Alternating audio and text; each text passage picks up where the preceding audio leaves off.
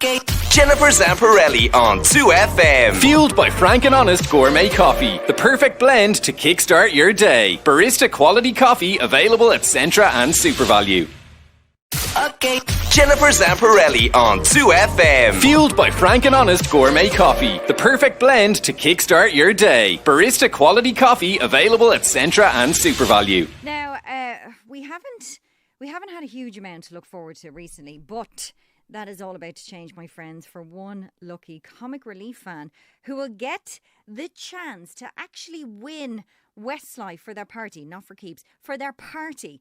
Now, in order to help a really good cause, one of Ireland's biggest bands have generously offered to donate a once-in-a-lifetime prize for the big night, which takes place this Friday, June 26th. Now, the competition will run across 2FM, and we will give you details on how to enter in a little while. But first, we wanted to find out more about what's up for grabs exactly. And to tell us all the details, I'm delighted to be joined on the line by Mark Feehily from the band. Mark, how's it going? Hello, Jennifer. How are you? I'm good. Thanks very much. I'm good. Thanks for coming on the show. I know you're a busy man with the little one in the house and all, so I appreciate it. Yeah. We're running and racing around here, as my mother would say. But yeah, we're all good. I know it's not too busy, to be fair. It's been pretty relaxed. So, only delighted to jump on and have a chat with you and tell everyone about this exciting competition. So, where, Mark, tell us exactly. We don't know where we're going to end up. No, you don't, because it said there that it could be a barbecue, it could be a wedding. So, what exactly is on offer? Could be a basement. Could be a basement. Yeah, could be anything. We that's kind of the part that makes it exciting. That kind of makes it cool is that we literally don't know where we're going to end up. And I think that's us. I suppose we wanted to put ourselves in a position where we weren't just kind of, we'll send them a couple of signed photographs. We wanted to get out of our comfort zone and do something we've never done before. Which basically makes things exciting. And I know, there's been a lot of people, for instance, that have had weddings cancelled and postponed over the last few months, including some friends of mine and stuff. And so I've noticed that since this competition has been announced online, there's been a lot of excitement amongst that kind of set of people, because I think they need a bit of excitement, to be honest with you. Especially some of the people that I knew that had to postpone and cancel. It's just such a bummer, and it's sort of like every day, they're like, oh, today was the day we were meant to be flying out now to the wedding, and then today is the day we were supposed to be getting married and stuff. So it's just kind of something to distract and just point out that actually, your wedding's still going to be next year, still going to be loads of fun, and so they're getting excited about it. But equally, we could be singing. We could be singing at hen parties. We could be anywhere. God love you, Mark.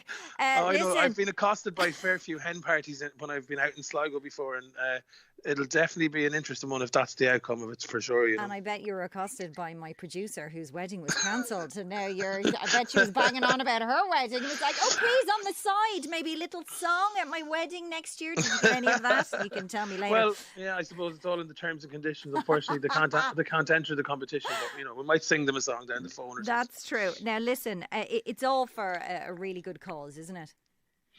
Yeah, absolutely. I just think that for us as a musical act, we kind of decided, we kind of thought, how can we sort of give something back?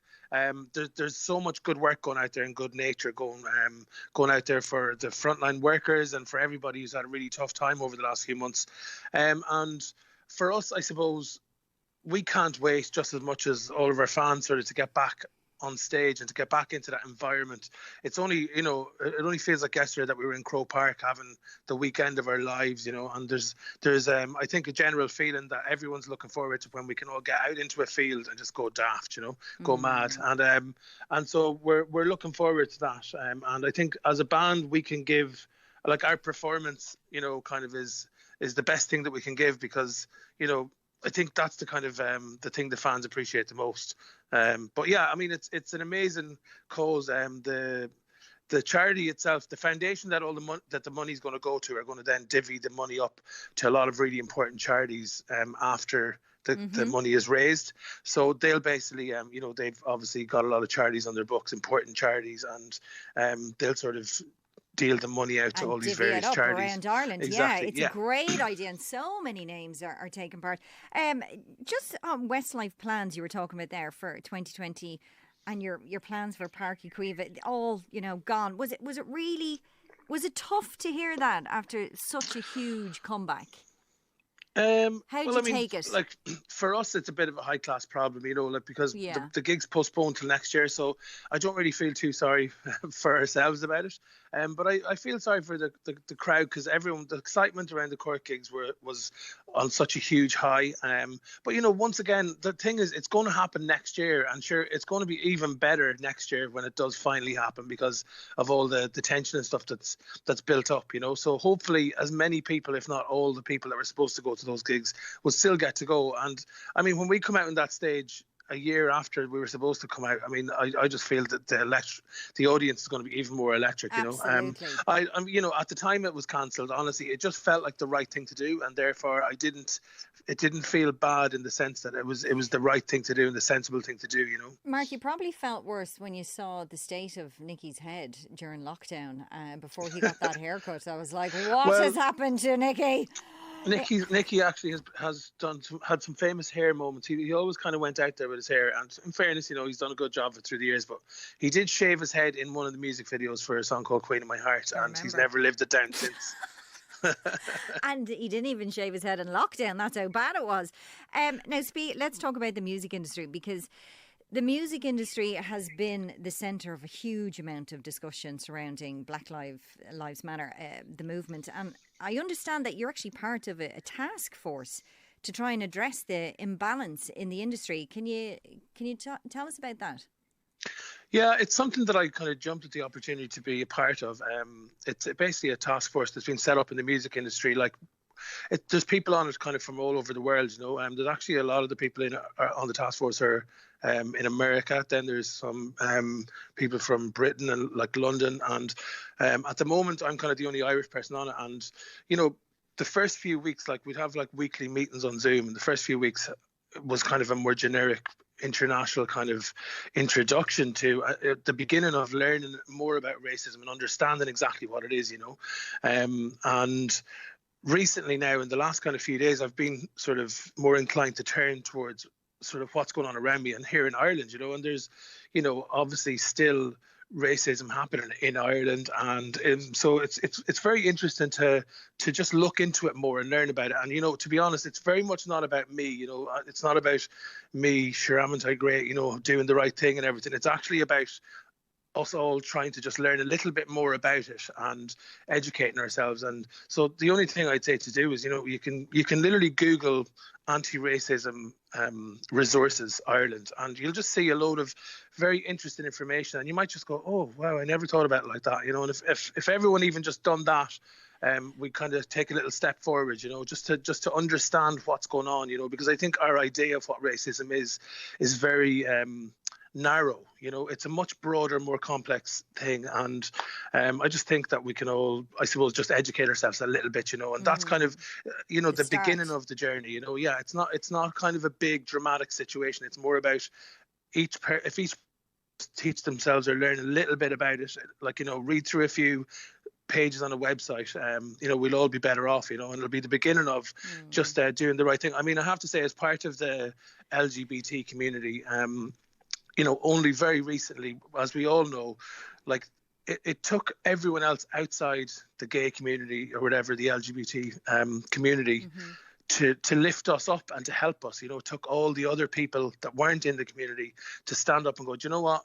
We're not having this. We're gonna help this minority, and I think that kind of needs to happen as well for the Black community in Ireland and the minority communities, where everybody else that's not part of that community, we need to actually step in and lift them up, just like what happened to us, the LGBT community recently. And I think Ireland is in a great place for that, and I think that they will, I think that's exactly what they want to do and we want to do as people in Ireland. I think we want to just move forward. Yeah. Ireland is on the top of the list of all the most progressive countries in Europe now. It's jumped from, a bit further down the list, let's say, right up to the top. And I think we can really just continue to be trailblazers now and, just kind of make up for lost time in a way, I suppose. I think you're right. Mark, can I ask you, what do you think needs to change in the music industry specifically? Well, and this isn't sort of my opinion, I suppose, me listening to people and just kind of going, right, I'm not saying anything, I'm going to listen to what needs to happen. And it's a lot of the time it's about visibility, you know, like someone made a very good point that let's say you've got a little black girl in Ireland who's Irish, born in Ireland, Irish accent, and she's looking at TV and she's not seeing anybody that looks like her on TV. She's not seeing anybody that looks like, now in fairness, that's not the case. There is, of course, a representation out there, but it's more about every time you walk out the door, as somebody, say, in the music industry, for instance, or a TV station, radio stations, as a band, say, for Westlife, our tour crew, and it's just to look around and check and go, hang on a minute, is there a fair representation, a diverse representation here? And if there's not, then, you know, like, let's just look forward and let's see what we can do about that, you know, because it's really important that the children, especially, you know, as a father now recently, it's about it's about looking at the TV, listening to the radio, looking at magazines and seeing people that look like you and feeling like you could be something, you know, and you could be one of those one day, you know, like it's very difficult for a little kid to look and to see all these cool celebrated actors and singers and so on and so forth in the media and kind of feel like, oh, well, none of them look like me, so maybe I'm not going to ever be like that, you know, or I could never aspire to be in that position. So it's about visibility, you know. That's kind of one of the very helpful things, you know. But it's a very complex situation, and I'm not here to by any means preach about it. I'm still very much in a listening and learning phase where I want to educate myself, and I'm just sharing a tiny little bit of that with you, you know. How's fatherhood? It's great. So Father's Day yesterday, I completely was oblivious to the fact that now Father's Day means something else to me as well, you know. I was kind of thinking, oh, I put a reminder on my phone, like in big Ring block the daddy. capitals, text dad, text dad, text. Didn't we all? You know, and then the next thing, Kaylin came in with Layla, and she was holding a little envelope with a card in it, and you know, it just kind of took me a bit by surprise. It was just actually so lovely. Like I literally am the kind of thing I never thought I would be. I was happy to sit on the couch watching telly. There was no drink or anything like that. Just kind of having a cup of tea, and Layla sitting on the floor playing with toys. And you know, it was just a lovely day, you know, and it's literally what it's all about, you know. It's magical. Like the last few months, we've spent so much time with Layla, and I'm so grateful for that. Cian was on with Ryan earlier on, and he was saying the same thing, that there is a kind of a guilt to say or admit out loud that you got something good out of lockdown, and I understand why, because we have to be sensitive to all the people that went through some very difficult times, you know. But I suppose it's part of our survival, our nature, survival instinct to try and make something good. But especially for you, I mean, the last couple of months, the last year has been hectic for you guys. So finally getting a chance to sit down and have your cup of tea and look at your daughter and not have to be anywhere or answer to anyone or rehearse, it must be quite a nice feeling. Yeah, exactly. So I mean, you know, of course, disappointed that the tour didn't happen, but now that it's not happening, I might as well try and make the most of the situation. And we were meant to do 2 tours back to back. Now we have a break in the middle, and I happen to have, like, you know, a nearly a 9-month-old daughter, and so it's given me more time to be around, like, the things that happen on a daily basis. Like she woke up one day, she didn't have eyelashes the night before, and then she had eyelashes, you know, like little things like that just happen, and you would miss them. That's literally like Lottie Ryan. That's like Lottie Ryan. Looking one day she doesn't have them, then she has them. Yeah, but that's for a different reason. But yes, but you know, like, it's just been really lovely to see all those tiny little changes that happen, and otherwise I might have been, you know, flying off here or there, and so yeah, I've looked on the bright side, I suppose. Would you go for number 2? Definitely. I think you know, I love the idea of her, like, a few of my friends have a few kids, and I just love the idea of her having a little playmate that's kind of around her own size and age. She has loads of cousins both in Dublin and Sligo and around the place, and Westmeath. I can't forget the cousins there, but don't forget them.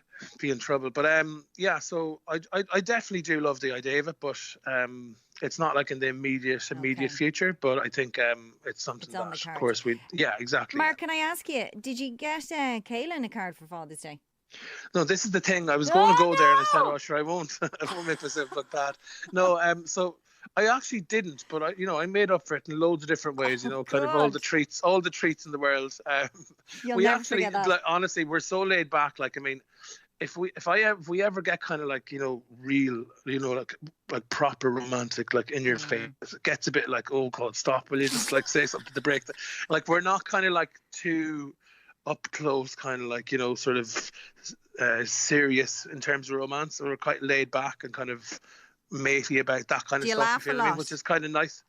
Yeah, we laugh a lot. Like, I think we laugh a lot. There's lots of emotions flying around. Yeah, but Yeah. laughing is one of the emotions. That's the Happiness key. does occur. Laughter is the key. Keep that going. That's the most important. Now, all this week, we, of course, are celebrating Pride, and you've spoken out publicly before about just how hard it was in those early days of Westlife to be openly gay and in a boy band. Can you take us back and just tell me what was that like? Yeah, so I mean, even like before Westlife, kind of in around the mid-teens or whatever, as most people probably do, start kind of, they start kind of realising what their feelings are and realising people or person or whatever that they might be attracted to and everything. And so, there's actually, I was just thinking about this yesterday. I watched a new movie. It's called Dating Amber. I hope I'm right about the title of that, but I watched it the other night on Amazon Prime. It's basically, a lot of it is my story of, growing up as a 15-year-old or a teenager and going through secondary school in Ireland in the 90s. Like, it's based in kind of the 90s Ireland, and it's about this lad and this girl, and he's gay and she's lesbian, and they're in school, and they actually end up pretending to go out with each other to kind of fend off all of the rumours and stuff about them.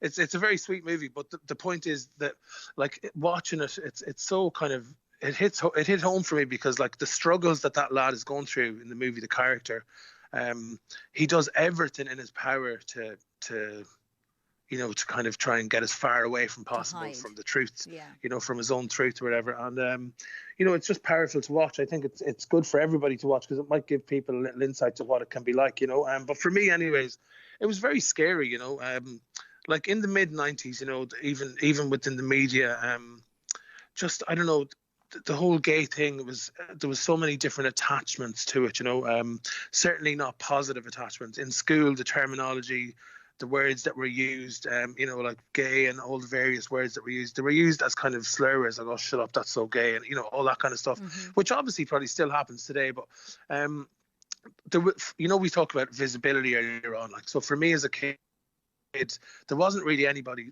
like, this movie is out now, and young kids can watch this movie and see themselves represented in film and stuff like that. But I kind of, there was nobody kind of, there was no movie like for you me when out you were there, younger. Exactly, and it was just a kind of it was the beginning of sort of a quite a lonely kind of situation, because I was surrounded by family and friends, no doubt, but there was this one part of me that was just lonely, because there was nobody I could share it with, there was nobody I could tell it to, and I think that still happens, particularly, like, the danger in Ireland, I suppose, is we've progressed so much, but the further away from the cities and the towns you get, and the further you go out into the countryside, I think that sort of area of the country hasn't progressed quite as much as a whole. Not tarring everyone with the same brush, but it's like, it's still very rife in the countryside, and I still hear stories today about lads that they could be away in college. Oh yeah, I'm out and I have a boyfriend and everything, but oh geez, no, the parents don't know. God, I wouldn't be telling them now. They wouldn't be too happy, So it's just it's part of my backstory, and things have moved on so much, But the danger is kind of, I suppose, thinking after that's sorted now, right? What's next? There's still a lot of people out there, boys and girls, that struggle to this day, So I was just thinking, one of the most important things that any parent can do, and to be honest with you, I don't really care what your actual real opinion is, but like, just turn around and tell your kids, all your kids from an early age, that you don't care, who they fall in love with or who they fancy, as long as they're happy, I think a lot of parents might assume their kids know that already, but actually they mightn't, you might be wrong about it. So it's really important to physically tell them and remind them, not every day, but, remind them consistently that, you will love, like, for me, my coming out experience was such an anticlimax in one way, because I was so worried about what everybody would think. And sure, it was literally, like, within days, like I got zero negative reaction. You know, my parents, my family, my grandmother rang me and she was like, "Don't you dare think that I do anything else but love you," and all this kind of stuff. And like I literally started bawling, crying, obviously, and all that. But you know, it's like everyone I was worried about just didn't give a hoot. And the thing that I learned from it all was actually it was all within me, you know, and something that I done. I kind of went to a counsellor at one point because I was just kind of I couldn't get to the bottom of it. I couldn't sort it out. I couldn't move forward, you know. And what she said to me, that this counsellor was in London, and she said, "You're homophobic," and I was so shocked. You know, I was like, "I just told you I was gay 5 minutes ago. What are you on about? Like, you're telling me I'm homophobic?" And she went on and explained it to me and explained about internalized homophobia, which is in a lot of young gay lads where they're actually their own worst enemy. And until you can deal with that internal homophobia that you have, you can't really move forward. And that was really, to me, it was like a pin burst in the balloon. Like within a couple of weeks, I was coming out to everybody. Like, you know, I was so shocked at the start, but then that journey kind of turned into me realizing that that's the stupidest thing I've ever heard, that I'm actually the problem. And so did it make sense to you? Oh, it made the whole world kind of fell into place. Yeah. You know, I was so worried about what everyone else thought, who none of them ended up giving a crap. Nope. It was all internal. It was all internal. It was all within me. I was the one that had the problem. And so I'd say that is probably a very common situation, you know. Not saying it's everyone's situation, but for me it was. And I think it probably is a lot across the board, you know. And it was a big light bulb moment for me, you know, and it changed my life. Counselling as a young lad, you know, it's fair play to you for doing it. Did somebody advise you to do it, or did you do that off your own bat? Because, I mean, back then, you know, that would have been a rarity for somebody as young as you to go to counselling. Yeah. I mean, it's getting better. We're getting better No, now, it was. aren't I'll tell we? you. But back then. Yeah, the problem, and once again, another problem that existed within me, you know, was I kind of thought, well, if I go to counselling, that must mean I'm kind of like really bad. And, you know, you think of counselling and therapists and psychologists as, you know, kind of in the movies, it's portrayed as like, you know, they're all kind of in asylums and you're lying on this couch and, you know, it's kind of a really bad situation. But actually, that's not the case at all. Like, I mean, it's just a neutral person to talk to that doesn't know you, doesn't know your family or your friends, and they're actually very well trained and educated in how the human brain works. And so you just chat to them and they kind of unpick your brain, and they kind of like, it's like they hold a mirror up to you, you know.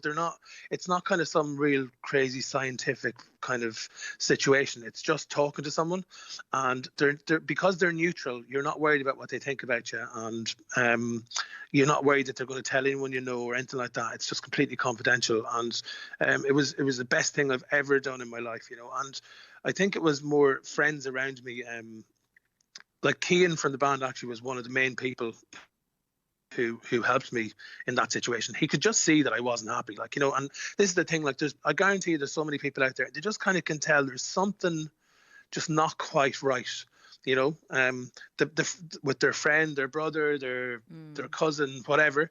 And, you know, this person might be still going out at the weekends, having a laugh and have a job. It's not like they're kind of just lying in bed every day, but there's just something, you know, that's in there.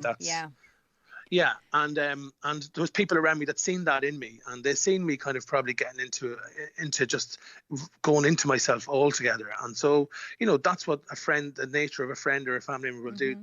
And Cian was one very helpful person. Another couple of people that reached out and they were like, look, why don't you do this? I know it's a bit mad, but why don't you have a think about it? Just have a think about it over the weekend. And then Monday came, here's a few numbers. I've actually done a wee bit of research. I've called around. There's 3 different numbers. Call them, see which one you prefer, and go and talk to them. And it's as simple as that. And I say that was kind of, stepping through that door was the start of the rest of my life, you know. And that was back in 2003 or 4. But, you know, the thing is, that taboo about even going to a counsellor, people think, oh no, I can't, like, you know, Jesus, things aren't that bad or whatever. But it's just, it's such a casual encounter, you know. You're just chatting to somebody who's pretty kind of sound-minded and very confidential, and they kind of help you sort your head out, like, you know. Can I ask you, what would you advise any young person who's currently struggling with similar problems around self-acceptance?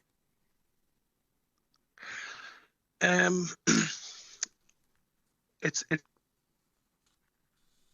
I mean, if I said this to myself when I was 15 or 16, 17, whatever, like I probably wouldn't have listened, because I had this thing in my head of, oh, you just don't understand, like, this is my unique situation. Like, I was far from unique in the end, it turned out, but I felt like, nobody understands. This is just only me. Like, it was just all me in my little world or whatever. I suppose what I might say is, like, understand that some things in life come along and you can't deal with it all by yourself. It could be anything. It could be exams, it could be trouble in a marriage, it could be work. You don't have to deal with every single challenge in your life by yourself. You can Good turn advice. to a friend, you can turn to a family. And in my case, at that particular moment, I used, like, I went to a counsellor. I used a bit of therapy, and it literally was the best thing I possibly could have done, And honestly, it's just as casual and not like as small of a deal as like getting a personal trainer in a gym or something. It's a personal trainer for your mind, and that's about as heavy as it gets.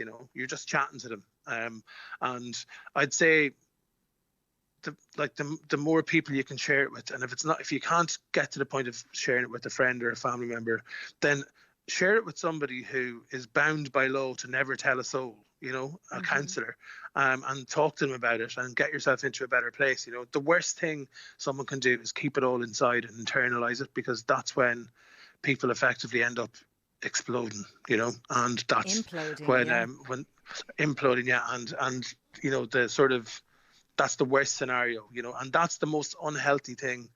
Over a number of years, to internalize something like that is dangerous for somebody. And so, that's what I'd say, is to just get it out of yourself, speak, talk to somebody. Yeah. Great advice. Now, having Westlife perform for your big event would be such a dream come true for so many people, but I have to ask you, who would be your dream performer at your wedding? Tell us, who's going to be there? Well, I have Beyonce penciled in for the church. Oh yeah, lovely. That'll be lovely. I'll get my hat for that one. Okay, Beyonce for the church. No. Yeah. Well, honestly, Beyonce definitely is one of the people. I mean, to be honest with you, a lot of, like Aretha Franklin, Whitney Houston. Obviously, that's not going to happen. But like they'd be two of my favorite singers of all time. Like, it would definitely be very gospel tinged. I don't know. There's an artist called Esperanza Spalding from America. She's an amazing kind of jazz artist. I don't know. I kind of have a plethora. I think my wedding's going to be like a concert more than a wedding, to be honest. Oh, lovely. Well, I hope so too. Finally, who or what have you missed in lockdown and are really eager to do when all the travel restrictions are lifted? What do you really want to do or go? Where do you want to go? I just want to kind of spend a longer amount of time with family and friends. Like, I thought I thought by now I'd be dying to just, I don't know, go to a festival or do something, like get out into a field full of thousands of people. Like, I definitely am looking forward to that. But I think I'm looking forward to the Westlife concerts more than anything. Like, I like the kind of change that's happened in terms of how we socialise, and I like the fact that we're actually okay to just stay at home and have a laugh or go out into your garden or whatever. So I'm not missing that. I'm missing travelling. I'd say that's probably what I miss the most, like just hopping on a plane over to somewhere in Europe for a weekend or something like that, And do you think it'll be different now with Layla? Do you think it'll be different travelling around with the little one?